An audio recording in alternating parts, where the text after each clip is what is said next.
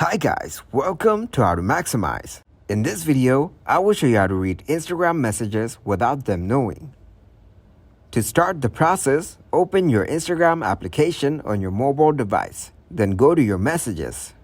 Now, I'm going to send a message to my other Instagram account. To show you, I'm writing, "Hi, how are you?" After that, go to your profile. Next, tap on your other account. Now, go to your DMs. After that, open your control center and turn on airplane mode to disable the Wi-Fi on your phone. Now, open the message that you sent from your other account. Then, go back to your profile. Now open your control center and turn on Wi-Fi to disable airplane mode on your phone. Then tap on menu on your top right.